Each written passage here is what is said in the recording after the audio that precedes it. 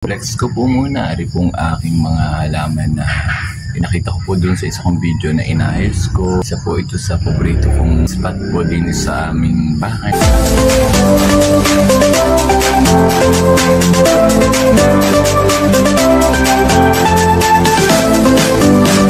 Hello po, gandang buhay po sa ating lahat. Musta po kayo? Sana po ay okay po lagi tayong lahat. Ngayon po ay nasa bare months na po tayo. Mapapansin po inyo, unti-unti na pong lumalamig po ang simoy ng hangin na masarap po ang mag-inom-inom po ng patas po at saka ng kape. Kumusta na po kayo? Sana po ay nag-enjoy pa rin po tayo sa ating buhay. Po tayo magpakaseryoso. Basta pagising po sa umaga, pagawa po tayo ng konti, exercise po tayo ng kaunti, relax lang po.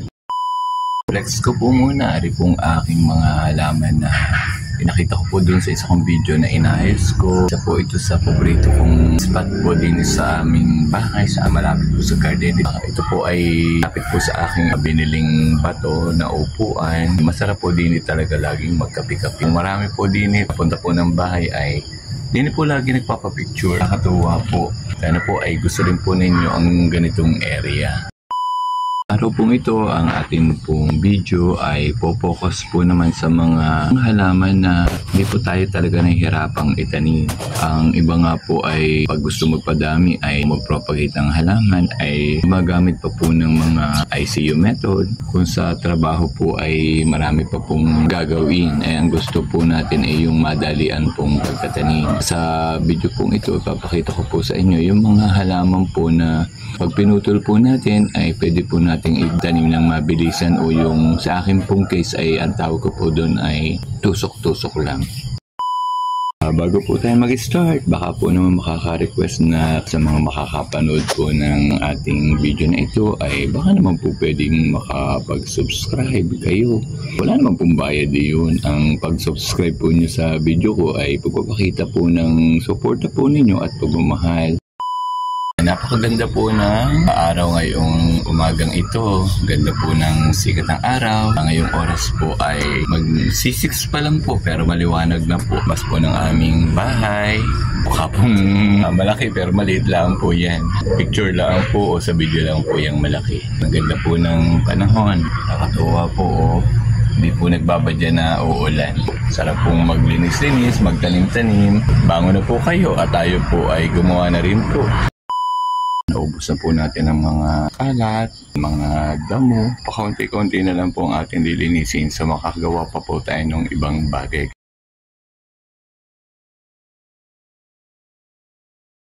Isa po sa halaman na madali pong tanim at madali pong mabuhay, kahit po tusok-tusok lang, ay ito pong tea plant. Mamaya po ito po ay aking ikakat. Kasi po mataas na, pero akin po siyang ikakat para mapadami pa po siya. Tutusok-tusok ko lang po. Papakita ko po sa inyo mamaya pag akin po siyang kinat at akin pong itinusok. Ito po ang isa pa. Ito pong philodendron na katabi po ng tea plant. Natin na rin po siyang ikakat. Puputulin din natin po siya at itatanim din po natin siya ng tusok-tusok. So sabay ko na po silang natatanggalin para po mas medyo maaliwalas naman po ang areang are. Yan, medyo matataas na po, naghahabaan na po, kaya gusto ko silang iikat.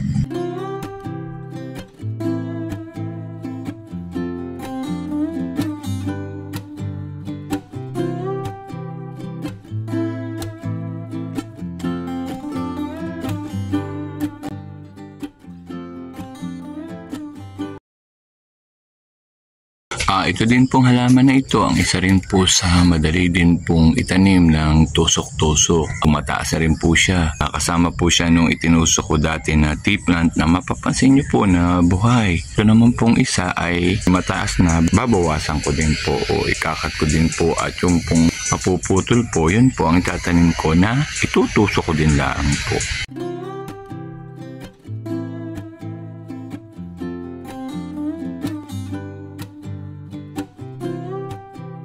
Ito po ang atin pong nakat na philodendron at tea plant. So mahaba po itong tea plant. Kakat ko pa po ulit siya ng isa para po itatanim ko rin po, tusok-tusok din po.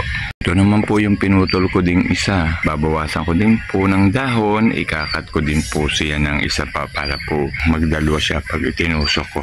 Ito na po lahat yung aking pong nakuha para itanim po ng tusok-tusok. Ganito po ang itsura po kayo nagtanim.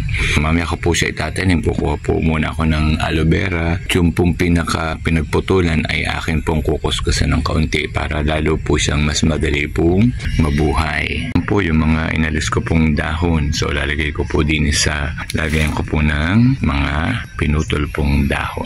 In case po may malaking pasupuli akong tatamnan, ito muna po ang ipaglalagay ko para po hindi ganun kadami ng lupa ang magagamit. Kumuha po ako ng aloe vera at ikikis-kis ko po dun sa bahagi po na pinagputulan ko po para po mas mabilis po siyang mabuhay kasi po ang dagta po ng aloe vera ay nakakatulong po para po ang halaman ay mabilis po magkaugat.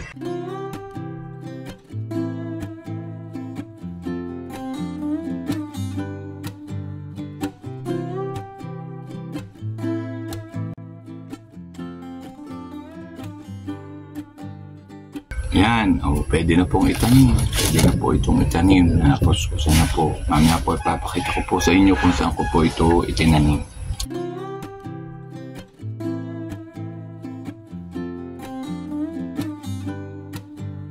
Ito po, naitusok ko na po. Ay po ng iba pa pong mga halaman. Kaya ko po dito sa part na ito o sa area na ito po tinusok para po mas lalo pong maging maganda po yung area. Ito pa po yung ating pong iba pa pong kinat na tea plant at yung kanyang sanga, pati po yung ating kinat din pong philodendron. Yan po, tinanim ko na po. Ito naman po yung ilan sa aking mga tea plant na itinanim ko na po dati na ngayon po ay buhay na gamit po yung aking pong method na tusok-tusok lang. Mas nadali po ako makapagpabuhay ng halaman pag po tusok-tusok lang po ang gagawin ko. Isa rin po ito sa halamang naiitanim po ng tusok-tusok. Di ko lang po alam ang kanyang ID. So may nagbigay po sa akin ng halamang ito, akin pong sanga po nung ibigay. Konti lang po din ang kanyang mga dahon. Tinusok ko po, bali dalawa pong sanga ang ibinigay sa akin. Itanim ko daw po. Ito po pala ang kalalabasan. Kaganda po niyang halaman. Pinadami ko po. Papakita ko po din sa inyo yung akin pong naparami din pong ganitong halaman. Yung halaman ko pong sinasabi na tinusok-tusok ko lang po, ayan po kaganda, pinagbebenta ko po. Isa din po sa halaman na pwede po ding itusok-tusok at nabubuhay din po sa pamagitan po ng cuttings, tapos yung pong mga magagandang sanga ay itutusok ay ito po pong bougainvillea. Ayan po ay pag tinitrim ko, yung pong magagandang sanga ay pwede pong itusok-tusok lang. Ito po yung binigay po ng aking co-teachers dati. Na-retired na rin po, natulad ko, na siya po ay nag-trim. Sabi ko, bibigyan po ako ng kanyang mga tinirim na sanga. Ayan po, dinalan po ako, tapos itinanim ko. Tusok-tusok lang po. Ayan po, awa po ng Diyos. Ay, ito po, kaganda na. Kasama po siya ng photos. Ito po yung aking sample po ng rubber tree na tusok-tusok lang po yan. Yan po, medyo malaki-laki na rin po siya. Tinusok lang po, hindi po yan naiibo.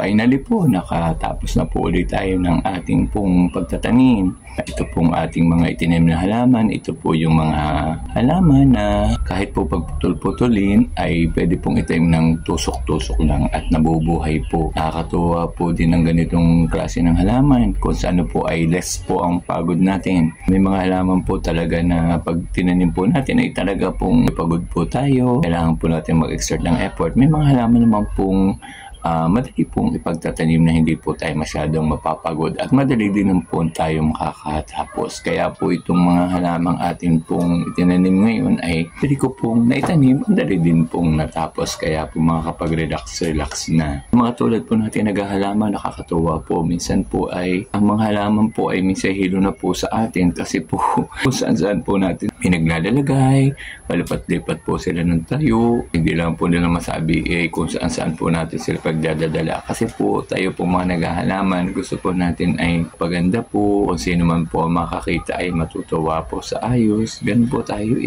Kaya po ang mga halaman po ay palipat-lipat, iba-iba po ng posisyon. Okay lang po naman iyon kasi ganun po nakaka-enjoy ang paghahalaman. Sa araw na ito, masaya po tayo at nakatapos uli ng mga gawain natin. Kaya ako po ay natutuwa sa pagsama ninyo po sa akin po mga video ng pagtatanim. Huwag po nyo akong bibitawan, patuloy po nyo akong susuportahan. Sa mga makakapanood po ng mga video ko po ito na hindi pa po mga bago pa lang po nakadaan ang video na ito sa kanilang wall. Kung nagustuhan po ninyo ay mag-subscribe po kayo para po matulungan po ninyo. Hanggang dito na lang po. Maraming pong salamat. Bye-bye po.